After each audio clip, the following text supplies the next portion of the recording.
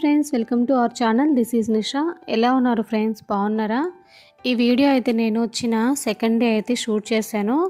అంతకు ముందు రోజు జర్నీ చేయడం వల్ల మార్నింగ్ అస్సలు నిద్ర లేవలేకపోయాను. నన్ను డిస్టర్బ్ చేయడం ఎందుకు అనేమో నన్ను నిద్ర లేపకుండానే తన ఆఫీస్కి అయితే వెళ్ళిపోయారు. టైం అయితే ఆఫ్టర్నూన్ 12:30 అలా అవుతుంది. ఏంటి ఇల్లంతా ఇంత గజిబిజి గందరగోళంగా ఉంది అనుకుంటున్నారా? నేను ఇండియా నుంచి వచ్చేసరికి మా రూమ్ పరిస్థితి అయితే ఇలా ఉంది. మేము రాకముందు మా హస్బెండ్ అయితే వాళ్ళ ఫ్రెండ్స్తో పాటు వాళ్ళ ఫ్లాట్లో అయితే ఉండేవాళ్ళు. అయితే మేము వస్తున్నామని చెప్పేసి రీసెంట్గా 2 days బ్యాక్ అయితే రూమ్ అయితే షిఫ్ట్ అయ్యారు. ఆఫీస్ వర్క్ ఎక్కువ ఉండడం వల్లేమో రూమ్ అయితే క్లీన్ చేసుకోలేదు. ఎలాగో నేను వస్తున్నాను కదా, నేను సర్ది పెడతానులే అని చెప్పాను. దానికి తోడు ఇంటి దగ్గర నుంచి నేను తెచ్చిన లగేజ్ అంతా పిల్లలు ఓపెన్ చేసి ఎక్కడ పడితే అక్కడ పెట్టేశారు. అసలు ఎక్కడి నుంచి క్లీనింగ్ స్టార్ట్ చేయాలో కూడా నాకు అర్థం కావట్లేదు. జర్నీ చేయడం వల్లేమో నాకు చాలా అంటే చాలా నీరసంగా ఉంది. అయితే మా హస్బెండ్ ఏం పర్లేదు, ముందు నువ్వు అయితే రెస్ట్ తీసుకో, వర్క్ ఉంటే నిదానంగా చేసుకోవచ్చులే అని చెప్పారు. కానీ రూమ్ని ఇలా చూశాక నాకు అస్సలు రెస్ట్ తీసుకోవాలనిపించట్లేదు. ముందు ఇల్లంతా క్లీన్ చేసేసి నిదానంగా రెస్ట్ తీసుకోవచ్చులే అని క్లీనింగ్ అయితే స్టార్ట్ చేశాను. ముందుగా బెడ్ దగ్గర నుంచి అయితే క్లీనింగ్ అనేది స్టార్ట్ చేశాను. వాష్ చేసిన బట్టలన్నీ బెడ్ మీదే ఉన్నాయి. అవన్నీ ఫోల్డ్ చేసి బెడ్ అయితే క్లీన్ చేశాను. ఇప్పుడు నేను ఉండేది వచ్చేసి స్టూడియో అపార్ట్మెంట్ అండి. మేము ఉండే ఏరియాలో అయితే రూమ్ రెంట్స్ చాలా అంటే చాలా ఎక్కువగా ఉన్నాయి. దానికి కారణం కూడా ఉంది. లాస్ట్ 3 to 4 years బ్యాక్ ఇక్కడ అంతగా రెంట్స్ ఎక్కువగా ఉండేవి కావట. కొత్తగా ఇక్కడ లులు హైపర్ మార్కెట్ అనేది ఓపెన్ చేశారు. దానికి తోడు స్కూల్స్ కూడా ఇక్కడ దగ్గరలోనే ఉన్నాయి. అందుకనే రెంట్స్ కూడా చాలా ఎక్కువట. నెక్స్ట్ అయితే సోఫా క్లీన్ చేస్తున్నాను. మేము ఉండేది స్టూడియో కాబట్టి హౌస్ అంతా ఓపెన్ టైప్ ఉంటుంది. ఇల్లంతా ఎప్పటికప్పుడు క్లీన్గా పెట్టుకుంటేనే బాగుంటుంది. మేముండే ఇంట్లోకి ఈ సోఫా అనేది చాలా బాగా సెట్ అయింది. నాకు చాలా బాగా నచ్చింది. మనం ఇల్లుని ఎంత బాగా సర్ది పెట్టుకున్నా పిల్లల విషయంలో మనం వాళ్ళని కంట్రోల్ చేయలేము. వాళ్ళు చేసే పనులు వాళ్ళు చేస్తూనే ఉంటారు. ఇక ఇంటి దగ్గర నుంచి తెచ్చిన బట్టల బ్యాగ్ అయితే ఓపెన్ చేశాను. పిల్లల బట్టలు, నా బట్టలు అన్నీ సపరేట్ చేసి ఎవరి కబోర్డ్లో వాళ్ళకి సర్ది పెడుతున్నాను. 15 days కదా, ఇన్ని బట్టలు ఎందుకు అనుకుంటున్నారా? ఎలాగో మళ్ళీ సమ్మర్ హాలిడేస్ అయితే రావాలనుకున్నాము. అందుకే కొన్ని బట్టలు అయితే ఇక్కడే పెట్టేసి వెళ్తాను. సమ్మర్ హాలిడేస్ కాబట్టి దగ్గర దగ్గర 2 months అయితే ఉండొచ్చు. తర్వాత వచ్చేసి ఇంకో బ్యాగ్లో ఇంట్లో కావాల్సిన సామాన్లు అయితే తీసుకున్నాను. నేను ఏమేమి తీసుకున్నానో మీకు చూపిస్తాను. కొద్దిగా డ్రై కోకోనట్ అయితే తీసుకున్నాను. తర్వాత వచ్చేసి కొత్తది ఒక రైస్ కుక్కర్ ఉంటే అది కూడా తీసుకున్నాను. ఇంట్లో కొన్ని ఎక్స్ట్రా సామాన్లు ఉంటే అవి కూడా తీసుకొని వచ్చాను.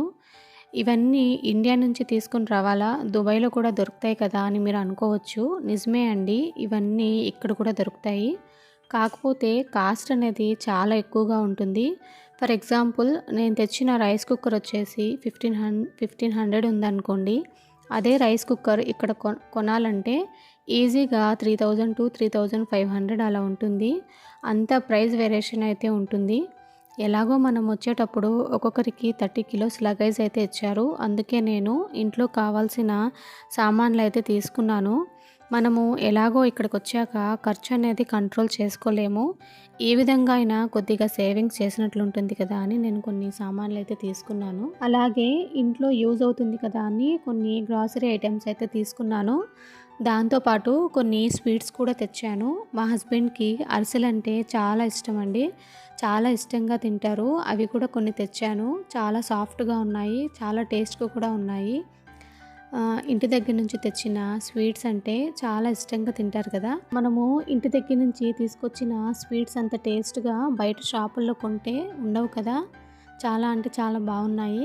ఇంకో బ్యాగ్లో వచ్చేసి కార్పెట్, డోర్ మ్యాట్స్, ఇంకా బెడ్ దగ్గర వేసుకోవడానికి, సోఫా దగ్గర వేసుకోవడానికి, కిచెన్లో ఇలా కొన్ని డోర్ మ్యాట్స్ అయితే తీసుకున్నాను.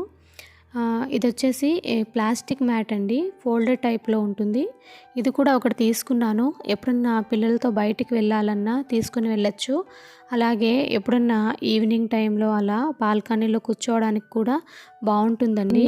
యూజ్ చేశాక ఈజీగా దీన్ని ఫోల్డ్ చేసేసుకొని మనము చిన్న కబోర్డ్‌లో అయినా పెట్టేసుకోవచ్చు. ఎక్కువ స్పేస్ అయితే తీసుకోదు. అలాగే కొన్ని పికిల్స్ అయితే తీసుకున్నాను. పికిల్స్ కూడా ఇంట్లోనే అన్నీ చేసుకొని తీసుకొనొచ్చాను. ఇంకా rasam powder, sambar powder, ginger paste, ఇంకా నెయ్యి కూడా తెచ్చాను. అన్నీ ఇంట్లోనే తయారు చేసుకొని తీసుకొచ్చానండి. మనము బయట తీసుకున్నా కూడా అంత టేస్ట్ ఉండదు, హెల్త్‌కి కూడా అంత మంచిది కాదు. అందుకే నేను అన్ని పౌడర్స్ అనేవి నేను ఇంట్లోనే చేసుకొని తీసుకొచ్చాను. అలాగే ఇంట్లో కావాల్సిన కొన్ని స్టోరేజ్ కంటైనర్స్ అయితే తీసుకున్నాను. అవి కూడా ఇక్కడ కాస్ట్ అయితే ఎక్కువగానే ఉన్నాయి. ఇదొచ్చేసి ఫుట్‌వేర్ స్టాండ్ అండి. 2 షెల్ఫ్ ఉంటుంది. చాలా లైట్ వెయిట్‌గా ఉంది. దీని మెటీరియల్ వచ్చేసి మనకి వుడ్‌లో ఇచ్చారు. ఇది మా హస్బెండ్ అయితే ఇక్కడే తీసుకున్నారు. ఇదైతే నేను సెట్ చేసేసి షూస్ అనేది నీట్‌గా సర్దేశాను. చాలా సింపుల్‌గా ఉంది. నాకు చాలా బాగా నచ్చింది. తర్వాత వచ్చేసి కర్టన్స్ ఫిట్ చేయడానికైతే కర్టన్స్ అతనైతే వచ్చాడు. 20 మినిట్స్‌లో మొత్తం గ్రిల్ పెట్టేసి కర్టన్స్ అంతా సెట్ చేసేసాడు. కర్టన్స్ ఆర్డర్ చేసిన 2 డేస్ తర్వాత అయితే వచ్చారట. ఇది కూడా చాలా కాస్ట్ పడింది మాకు. కర్టన్స్ వేశాక ఇల్లు అనేది చాలా సింపుల్‌గా, నీట్‌గా కనిపిస్తుంది. ఈ కర్టన్స్ కలర్ అయితే నేనే సెలెక్ట్ చేశాను. కొన్ని కలర్స్ అయితే నాకు పంపించారు ఇండియాలో ఉన్నప్పుడు. నేను ఈ కలర్ అయితే సెలెక్ట్ చేశాను. ఎందుకంటే పక్కన షెల్ఫ్ కూడా ఇంచుమించు ఇదే కలర్ ఉంది. అందుకే ఇది తీసుకోమని చెప్పాను.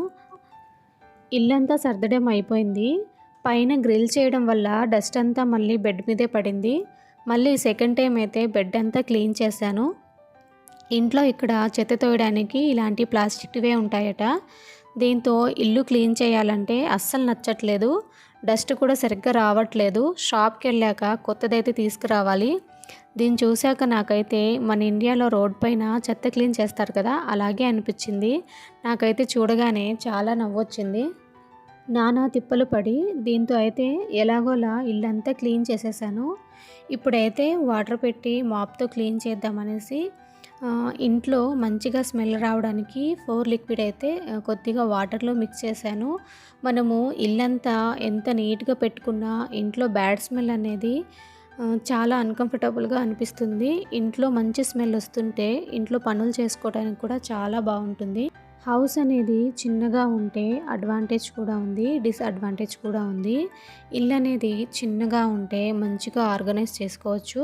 అలాగే క్లీనింగ్ కూడా చాలా ఫాస్ట్‌గా అయిపోతుంది. చూడ్డానికి కూడా చాలా నీట్‌గా కనిపిస్తుంది.